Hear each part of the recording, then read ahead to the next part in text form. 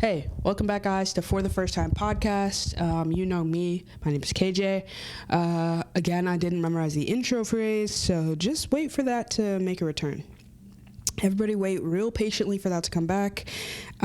For now, we're going to jump into the next film, and that's okay. And so y'all already know the deal, because I reintroduced you to what was going on in the last episode. So now that we're all on the same page, you know, you're a loyal viewer already. I've got 3 episodes out. You're a loyal viewer. We could just jump right in. I don't need to keep explaining what's going on here. But maybe I'll give a few tips. Maybe, I understand. 3rd day of school. It's only my 4th day out here. Like, I'll ease you in. No, but today, guys, we're talking about the amazing movie 9 to 5.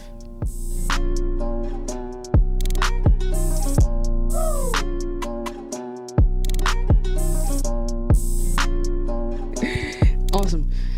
9 to 5, if you're unfamiliar, is a 1980s film. 1980 specifically, came out at the start of the 80s. Quick summary: 3 female employees of a sexist, egotistical, lying, hypocritical bigot find a way to turn the tables on him. What a summary, because that's actually part of a quote in the movie if you've not watched it. I mean, I just assume you guys watch these movies before you come and sit down and watch a podcast about them, because that's what I do. So, again, you can find this one on Max. If you don't have Max, you don't really need it, but I'm pretty sure, especially this movie is somewhere else. Like, you don't have to go on Max to find it, but I watched this on Max. We're doing a little Max deep dive for the folks who, again, are loyal viewers, who are subscribing, who are commenting, who are liking the videos. We are on a Max deep dive right now. And so, this movie was directed by Collin Higgins, written also by Collin Higgins, and Patricia, whose last name I did not write. It's Patricia Resnick. I apologize, Patricia, personally, because we know each other. Sorry, Patricia Resnick. Collin Higgins, again, directed by Collin Higgins, HBO Max. I think that's all the background, guys. So, Collin Higgins, actually I usually do talk a little about the director. Collin Higgins was a director 1941 to 1988, born in France, known specifically for 9 to 5 in 1980, Foul Play in 1978, and Harold and Maude in 1971, which are all titles that I'm familiar with. Familiar in the sense that I've heard of them, not that I've watched them. But the man has done a couple of things, including a lot of writing credits. So, I love that for him. And he gave us 9 to 5, which, according to the actresses, multiple actresses, was kind of an unknown. Like, they didn't know 9 to 5 was going to do what it did. They didn't know it was going to be what it was, especially in the 80s. They had no idea what was going to happen, but they had an idea, and they had research, and they had I'll get more into that in a second, but I'm going to start, I guess, more with the reviews. Let's get to the checks and balances, and then we'll go on to the commentary. So, checks and balances, to get that out of the way, let's go over the tomato meter. Again, for folks who are brand new here, I mean, you haven't seen an episode. I do a lot of the behind the scenes of, like, looking up the IMDb rating, the tomato meter, all that stuff, because I watch films for the first time, personally, and so I'm going to give you what you would get if you also watch this film just randomly for the first time. No kind of like background, no, what the frick? Oh my God. I'm giving you the user experience. I'm just Googling all this stuff for you, so you don't have to Google it for yourself, basically. So, I start with ratings from IMDb and from Rotten Tomatoes, because for the average civilian, those are pretty trusted spaces. And so, IMDb, we have a rating of 6.9 out of 10. A lot of the unexpected hits kind of sit in that range, and I say that with the experience of watching maybe 5 or 6. So, 6.9 is pretty average in a good way. And then moving over to the tomato meter, we have a 69% on the tomato meter, which is the critics review, or the critics percentage if you're unfamiliar, and then a 74% audience score, which is what just like every day me and you, I mean, you could be a critic, you could be a Rotten Tomatoes critic, I have no idea, but the average Joe, when they get to go online and rate it, without like approval. And so I'm also going to dive into some critics' responses to this movie, especially this one is especially interesting because these are all recent, or maybe they were just re-uploaded or reposted recently, but they're all from March of 2023, which was like a couple months ago. So I guess everyone else thought like, or maybe this got put on Max for the first time a couple months ago, so everybody else rewatched it and was like, oh, da da da. Anyway, I love a good updated critics review, but I also kind of like the historical understanding as well, so I tried to do a little bit of that. I really just watched a couple interviews with Jane and Lily and Dolly and loved it, so I didn't really keep going beyond loving them in interviews. So critics' consensus, it might not be much of a way to make a living, but 9 to 5 is a wonderfully cast comedy that makes some sharp points about gender roles in the workplace, right? So it's not, remember we talked about before about miscongeniality and it not being Barbie? This is closer to Barbie, in a way that it's funny. It's like, it's got some heavy topics, but it's making light work of it. So first critic review, I always start with the positive and move to the negative because the negatives are always a little bit more interesting to me. But Kathleen Carroll said 9 to 5 offers the best laughs of any movie this season, which is insane because she wrote this in March of 2023. So maybe again it was re-uploaded, but also she could just saying that like from the season of the 80s, not like this season currently, but like this season as in like referring to the one of the 1980s. I know how to read, I know context clues. So yeah, she said it was the fun shit of like the 1980s. That's okay, per hey, love that. Perry Stewart said it's a farcical script,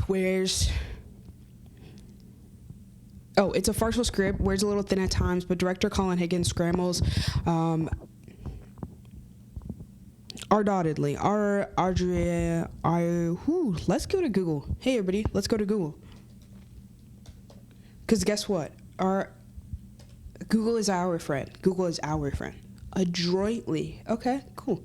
Let me just read it again for you. So it's a farcical script, wears a little thin at times, but director Collin Higgins scrambles adroitly. Perry Stewart. For those of you who are like me, okay, farcical means relating to or resembling farce, being like absurd, ridiculous, whatever. So it's kind of like it's a little bit absurd, but in a good way. And he says wears a little thin at times. Like there's not so much. It's the 80s. There's not that thick of a plot going on here. and that's okay. I think it, like, being a comedy, too, like, it doesn't need a super thick plot. But adroitly meaning in a clever or skillful way. So, like, he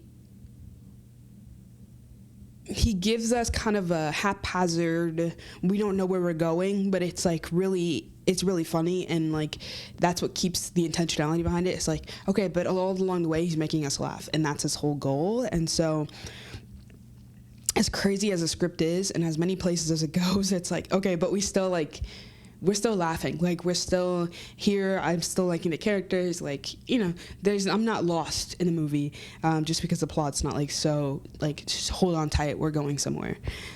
Cool. So some negative reviews. Desmond Ryan says the decisions made by Higgins not only give us a poorer film but detract from the very valid point that it's trying to make. Now, me walking away from this film, I think I got the point. I think I got the point of, like, there's no, like, at the very end, right, they've made all these changes. So, like, to give, obviously I spoil every movie because I'm going to talk about it. But at the very end, we see that I guess I should have added to the synopsis at the beginning. But cool. So it's 3 people. It's Judy, Violet, and Dorley. Dorley's the secretary. Violet is like the lead. She's one of the managers. And Judy is brand new. She just started like today. In the movie, she starts like the day of. And the 3 of them end up in shenanigans, like basically kidnapping and holding hostage their boss. And in the meantime, they are still running the company as him because Dorley is his secretary. She knows a lot of intimate details. The guy's wife is out of town, so she's not a bother. And Dorley is like fake signing his signature on like all these different like memos and addendums and stuff like that. And so they're passing a lot of like different rules and like regulations within the department.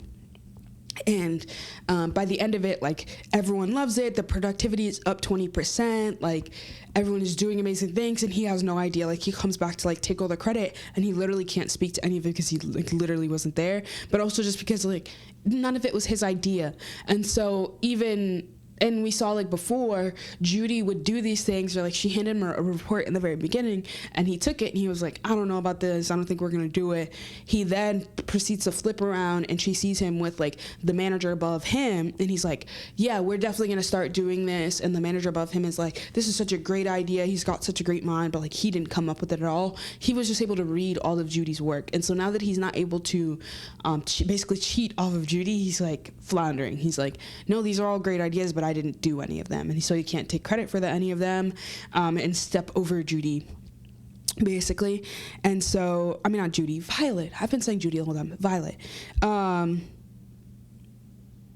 Right? Violet. Yeah, Violet. And so the end message is basically, like, these women can stand on their own, and women can be responsible for the livelihood of the production of a company without it falling apart. Like, women are trustable, and they're not so emotional that they can't lead or whatever, or so busy, or, like, they're deserving of wages and equal opportunity and equal pay. And, like, it's a conversation about that, and, like, and the women's rights and all that stuff. And especially in the 80s, like,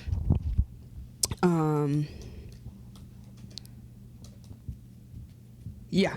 So especially in the 1980s, women employed had I literally just Googled women's right in the workplace 80s, and it says, I'm looking at a website, this is womenemployed.org. By the 1980s, women employed had momentum, and women employed weren't slowing down. Women employed fought for equal pay, persuaded employers to enact family-friendly policies, and protected equal opportunity rules in the face of unfriendly federal administration. So yeah, women in the 80s made huge strides in politics, and in the workplace and beyond. And this movie was kind of, like, so perfectly placed, because I'm going to talk in a second about, like, the variety interviews that Jane Fonda and Lily Tomlin did, where they said, like, they made this movie and they weren't expecting it to land, but it was kind of one of those things, like, somebody just had the right idea at the right time, and that's what made it a success, and that's what made it, like, hit home. And it was a comedy, especially, so, like, in a time where you're fighting for such a serious issue and you want people to take you seriously, like, sometimes comedy is such a unifying factor of, like, but we can all laugh at, like, how ridiculous, like, the idea is that, like, she has no, like, she can't control things, or she is not like Violet. I mean, Violet is not responsible enough to hold her place, and, like, someone younger of her is more deserving. She's been at this place for 12 years.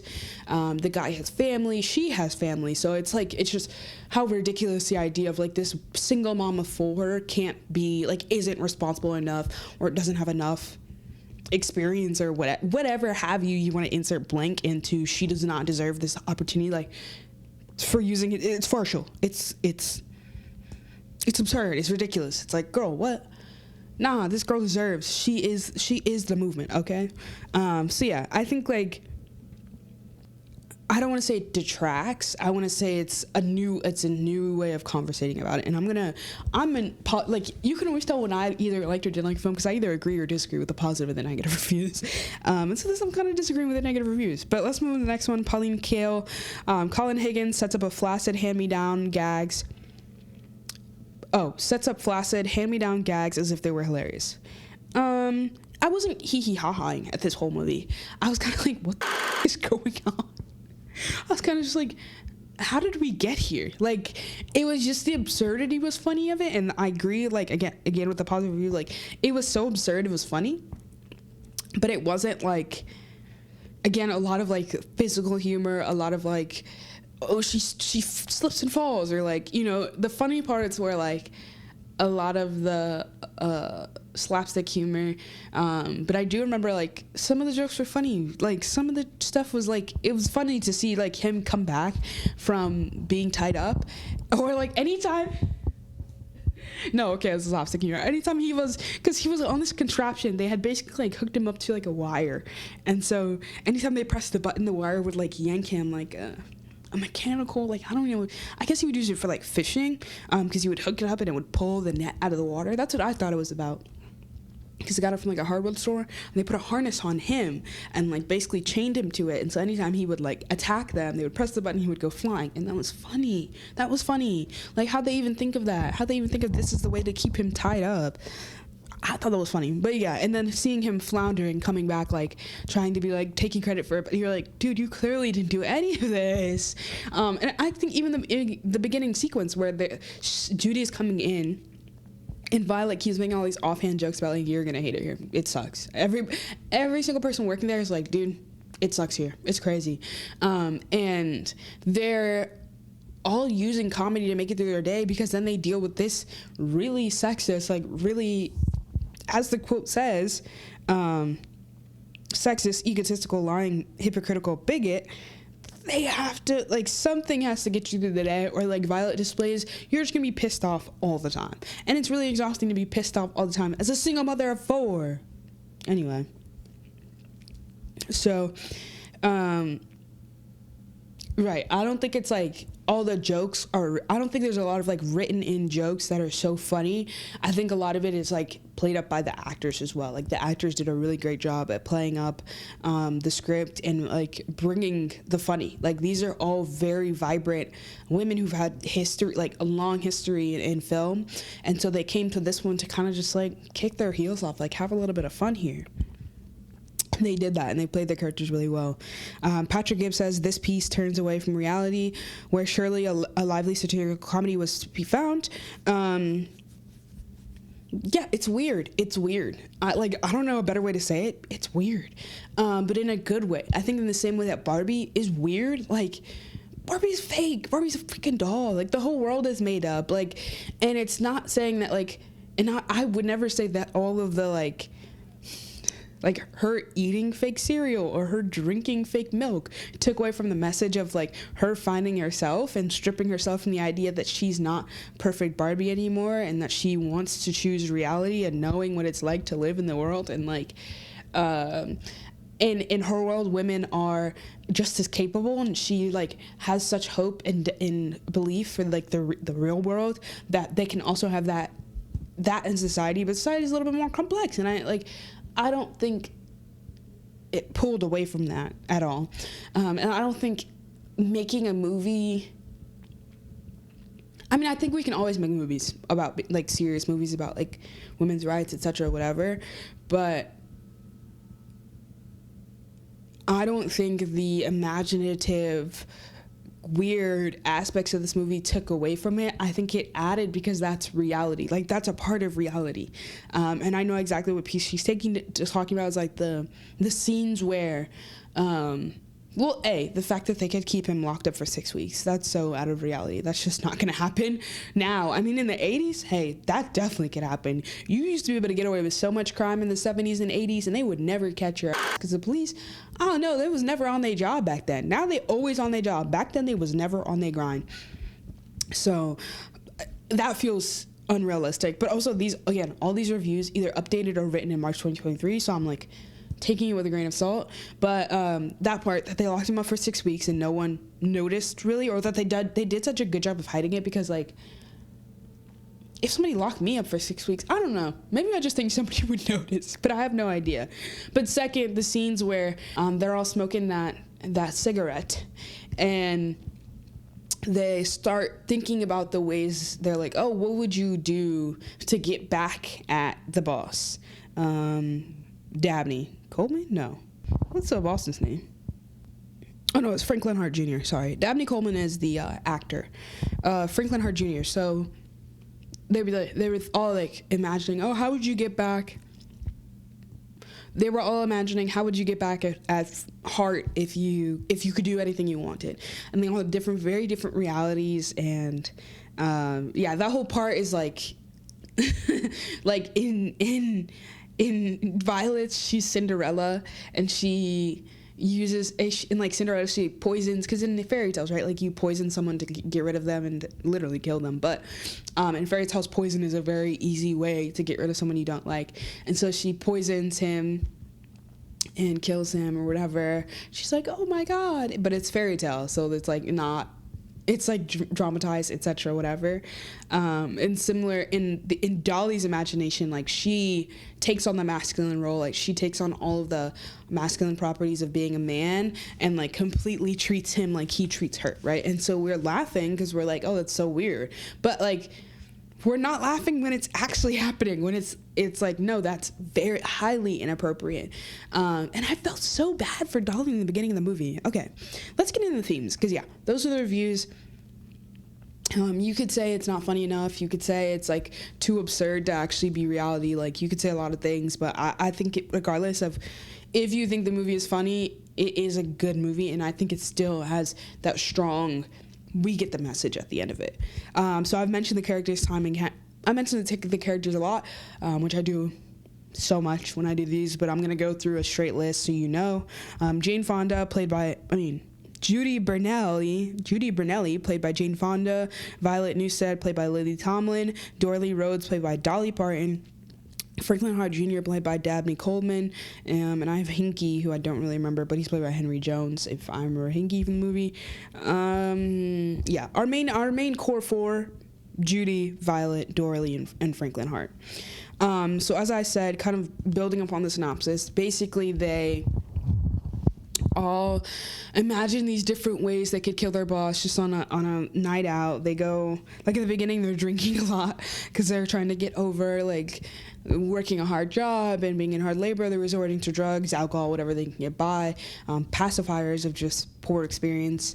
And then at the beginning too, everyone thinks Dora Lee is sleeping with him because she's just so close to him and he likes her a lot, but really it's just a depiction of like men only treating women with respect when they think they're attractive, and that hurts. That's really annoying that they all think she's sleeping with him and that she's getting an in and that she's getting treated respectfully because she is sleeping with him, but it's more so that he wants to own her, so he's treating her kindly, and the minute she's like, no, I'm not doing that, like time and time again, actually, it's repetitive harassment and objectification. She's having to tell him no, he's still, whatever, and he has a wife. Of course he does. He has a wife. He has life outside of this, and so it's just really unfair to her that she's being seen as like, and she even brings it home to her husband, and is like, I can't believe these people don't like me. Like I'm trying to be really nice, and even freaking Judy on her first day, I wanted to be like, Judy, if you don't turn around and be nice to people, like,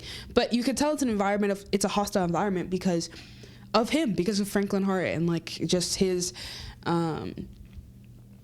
ownership of everyone there, or like false ownership.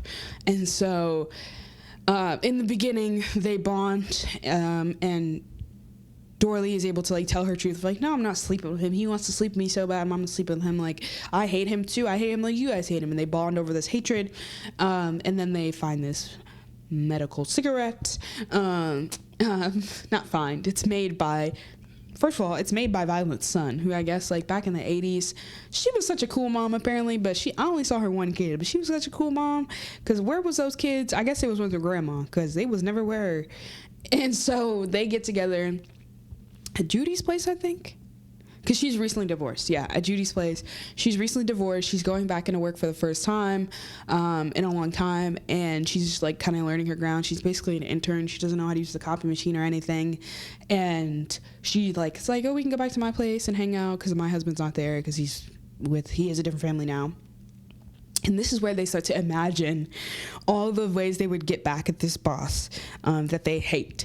And so I watched Jane Fonda and Lily Tomlin's Vanity Fair interviews individually and then together, where they talk about this film, and they described it as just fun, like little weird, like they didn't know if they were going to stick with it, but it was fun. And Lily specifically said that she stayed specifically for Higgins because Higgins was such a great director, and she really liked working with him, and Fonda was the one who pulled her into even introducing her to this movie and Higgins and the role, and the three kind of just hit it off and they liked it. But how they came up with this middle kind of portion is they talked to over 40 office women, like normal women who worked in offices. That's what an office woman is. Anyway, they talked to like 40 women, and let them tell their stories firsthand of like what it was like working in these environments with male bosses or male figures of male administration. What word am I thinking? Male authorities, male power figures of authority. Yeah, male figures of authority. And like, then somebody asks, like, and what would you do? Like, how would you get back? Like, the same question that they say in the movie, like, and what would you do about it? And these women came up with the most dark, twisted fantasies, because when you're abused for so long, like, your idea of getting out of abuse is more violence. And that's the big commentary here, is that, like, all of the quote-unquote violence they enacted against him, kidnapping him, to keep him in a room, whatever, it was the extreme of what they felt like they were forced to do because of the mistreatment that they were experiencing, like, over time, continuously in their everyday. And so basically how we get to him being trapped is there's this sweetener, like Splenda, basically. Splenda is in the same looking box as the rat poison. And after the night before, where Violet describes, imagining she's poisoning him as Cinderella in, like, a fairy tale. She wakes up the next morning, she grabs rat poison, I guess, for the office. Again, why is she buying so much stuff for the office? Where's the credit card? She buys this poison for her house, I think. For her house. And they run out of Splenda in the office. And she's like, I just got some more. And she pulls the rat poison out and puts it in his coffee, takes it to him. He falls back on the chair that's been wonky the whole time and donks his head, passes out. Dorley finds him. Violet thinks, oh my God, I've actually poisoned him and killed him. She doesn't know that. She's, like, out of the office for a second, comes back, and is like, oh my God, I've actually poisoned him and killed him. And then it starts, this is the start of the wild goose chase. They go to the hospital. He ends up leaving because he's fine. He's like, I don't need any tests, I'm gonna get up and leave. He leaves. There's a different guy who's also in the room, who's a part of, like, a bigger investigation some other place. They think that's him. They steal that body and then return it, almost in, like, a freaking movie. Y'all know what I'm talking about. Where the guy dies and they, like, want to use his house for a party, so they, like, dress him up and pretend that he's still alive, but he's not. And then from that point, when they find out he's alive, they find out they have to they're like, what do we do about it? And they're talking in the bathroom, and they're like, okay, like, how do we not get away with it, but how do we make sure that nobody ever finds out? Like, the reason I love this script is because there's so many, like, you're getting so many bits of information that have built onto each other in a really intentional way. And so when people are like, you lose the intentionality in the message because there's so much comedic in between, but no, like, the chair being wonky, leading to him hitting his head, leading to them thinking he killed them, the Snow White fantasization of poisoning, leading to an accidental poisoning, leading to them thinking they killed him, leading to, and at the beginning where Violet's, like, telling Judy about the, like, all the ins and outs of the office. Like, it's really great because we take the role of Judy being like, this is our first time in the office, and we're suddenly introduced to every single thing that's wrong and all of the main characters, and, like, it's a great introduction scene to establish, like, what's going on, to establish normalcy, and then flip it on its head entirely. And so a part of normal is there's one woman who's nosy as heck, and she's always in the bathroom, and so the office joke is always chuck underneath the stalls for her legs because she's always listening. And so then we flip to the scene where they're talking about, what do we do, how do we make sure no one finds out? She's in the stall with her legs up. That's so funny. Like, even that little thing is funny because it's like, of course she's figured out that people know that she's in there, and she just wants to be a Snoopy Snoop, and she thinks she can beat the system. Everyone's just trying to find a way to beat the system, and so her way of beating the system is, like, kind of being the brown nose, like, being the in to everything, and, like, always telling him, like, oh, I know who's doing what, and, like, giving him the insights to the office. But she's only hurting everyone by doing so, but she's only hurting everyone and helping herself. So basically, he learns what happened, threatens to sue them, the three girls, and they basically, like, that's, like, we're not gonna let that happen. I forget how they get him from the office to the to the house, because they take him to his own house because his wife isn't there, and he lives in like a mega mansion in the middle of nowhere. Dang it. But yeah, so basically they take him to his house, they lock him up. I feel like they just like trick him into locking him up. They don't have to like, he's not tied up. Is he tied up before they get there? Oh, I do remember. Okay, so they're in the office and he's talking to Dolly, I think specifically, or Violet. Details. Dolly, he's like, I'm gonna call the police on you guys, and she like pulls out the phone cord, pulls out the other phone cord, wraps his hands up, ties him up, goes and gets Judy, says, sit here, I have to go get Violet. Violet comes back, he's tied up, he's got a sock in his mouth, and they basically sneak him out of the office, from what I remember, and they sneak him to his home, and this is where like they plan to keep him locked up, and basically they're like, okay, we just have to find something on him before he can get away with saying, oh, we did this to him. Like, we have to find equal dirt on him to like get him whatever. And so they find these papers in his office about this warehouse that's supposed to be holding stock, but it's not. So basically, like, because he's not using the warehouse, he's basically pocketing the money that would be going into maintaining the warehouse. Like, he's saying he's like maintaining the cargo and paying for people to go in and out or whatever, but he's actually not. He's just keeping all that money. And so they plan to use that, but they need like an inventory check of the warehouse. They need somebody to basically go out to the warehouse and also see that it's empty, and figure it out. And so they're waiting on that report, and that report's going to take like, they thought it was going to take 2 weeks, and now it's going to take 6 weeks. And so then they plan to keep him for 6 weeks, all this stuff. I don't know why I just told the entire synopsis of the movie, but that's what's going on. That's the entire thing. And it leads to a rabbit chase of just like hijinks in between of what it's like to keep a man trapped for 6 weeks.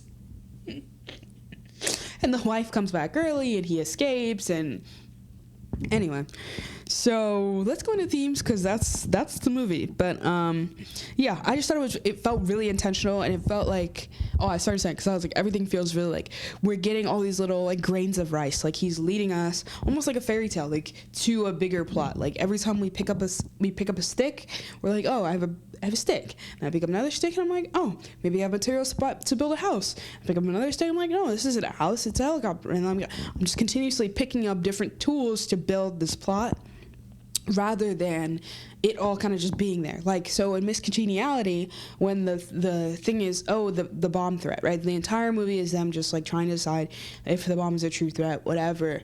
And it's not so much like the comedic relief. Like, we have the plot of the movie, we know where it's going, it's very predictable. This, for me personally, was a little bit more unpredictable, because it was so weird. It was so just like, and why not? And yeah, she would probably do that. And like, again, where like, it's a script where you've built characters and you just give them a scenario, and then like those characters do what they would do in the scenario, and they're very real and human. They do what we would all do in that scenario, which is be a little bit freaked out and be a little bit intimidated. So themes overall, like I kind of already touched on, sexual harassment, objectification, specifically in like the overarching theme of women in the workplace, but within that, sexual harassment, demeaning work, smaller roles, unappreciated decision-making skills. Like I said, Violet's making a lot of the decisions that go on in the department, but she's been a smaller manager this entire time, and we see even that someone is promoted above her when she's been like banking on her promotion for so long, and she doesn't get it, and we kind of knew she wasn't going to get it, because that was obviously going to spark her into more chaos. Like, if you're just thinking about like what was going to happen next, like she wasn't going to get the role, duh, like that's the whole point. So it was kind of that whole conversation. Again, I don't think any of the comedy pulled away from it. I think I definitely added to the conversation, because we've all, like, when we've had a terrible boss or a terrible situation, like we've all thought about like, okay, how can I get out? Like, what's the best way to just like escape hell? Like, and it's usually fantasy is the best way to escape a harsh reality. And so I felt like this movie touched a lot, or played a lot with like fantasy and fantasizing, but it itself was also a fantasy that three women could lock up their boss and keep him hidden and change all the rules in the office and change the productivity without being caught for 6 weeks. Like, that's a fantasy in itself. And so it's kind of like doubling up on like what people in reality use as like a mental escape, and it was a great way to still have the conversation while escaping from the harsh reality. And again, like in a time where women are day in and day out dealing with this, I'm sure it really attracted that crowd. And so I love this movie for the girls. But another overarching theme was toxic masculinity, right? So men treat people, especially in this world, in the very end, right, we see, because it's Franklin Hart Jr., and then above him is some other guy, and then above that guy is Franklin Hart Jr. leads this department, like this floor basically. Above him is the guy who leads the company. Above him is the guy who leads like the companies, the CEO, whatever. And so we have like the regional manager, department manager, regional manager, CEO type of deal. So in the last scene, the CEO comes randomly, and he's like, I came to see the man and meet the man face to face who increased this department's productivity by 20% in 6 weeks. I came to see the genius behind it, blah, blah, blah. And we see that, like, he treats Hart the way Hart treats these people, right? So he's like, and bringing to life Dolly's fantasy of, I want to see Hart go through what we could go through, of like, be quiet, sit down, be small because I'm the biggest man in the room right now. Like, you are smaller because I am big. And we see that, and we kind of laugh at it because we're like, oh, he's finally getting what he deserves. But it's also opening our eyes to like, oh my God, he treats these people like that because somebody treated him like that.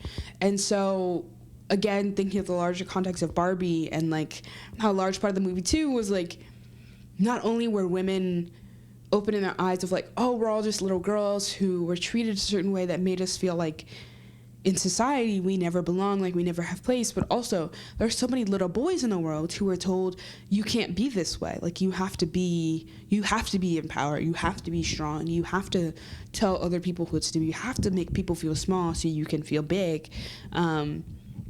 Now all those little boys were made to feel small by other older men, and so that just leads to a cycle of abuse that we are struggling to escape even now, in different ways. But the next generation, hey, power to them. They are trying their hardest to retaliate. But I think another big theme of this movie is community, and seeing community as an escape of harsh reality. And so because these three women come together and work together and combine ideas, they make a better office space. And because they have a better office space, like, people's lives are being changed. Like, they're able to come back and restore a lot of the relationships between women, between men, and no longer are they under this like tyranny of Franklin Hart Jr.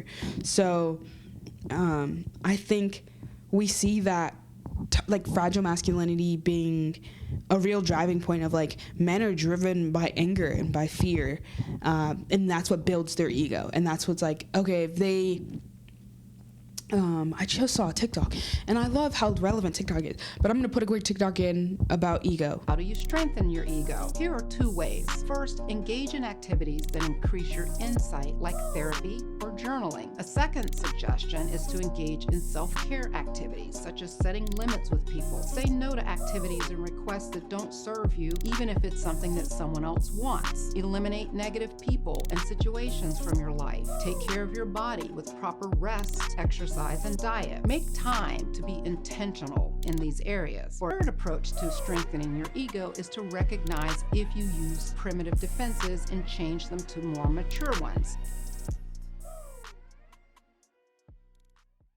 I think we see Franklin Hart's ego just in our face, and we see what it's like to build an ego and why his ego is so fragile, and why he needs to, like, his ego is dependent upon this continuous abuse, and how that continuous abuse builds more violence, and it actually doesn't create positivity, which we know that's how abuse works. It doesn't create positivity, it creates way more negativity. So I really enjoyed the film. I thought it was quirky, I thought it was funny. I would definitely watch it again. And I'm saying that very boldly because I had decided I've seen Barbie, and I don't know if I need to see it again. But now I'm kind of coming, like, watching this Congeniality, I want to watch it again. So Yeah, I like this movie. I love Dolly. I love the freaking song. I wasn't gonna talk this whole episode without bringing up the song. Okay, 9 to 5 by Dolly Parton. She ate. What's 4 plus 4? 8. Okay, because she did that. Okay, I love that song, and I love Dolly, and I think she's always been a part of films like this where she's speaking for women, empowering women. And hey, she's the one white woman I trust in my life. I trust her. Her big hair, her big tits, everything. I trust her. That's my girl. Dolly, if I ever meet you, I love you.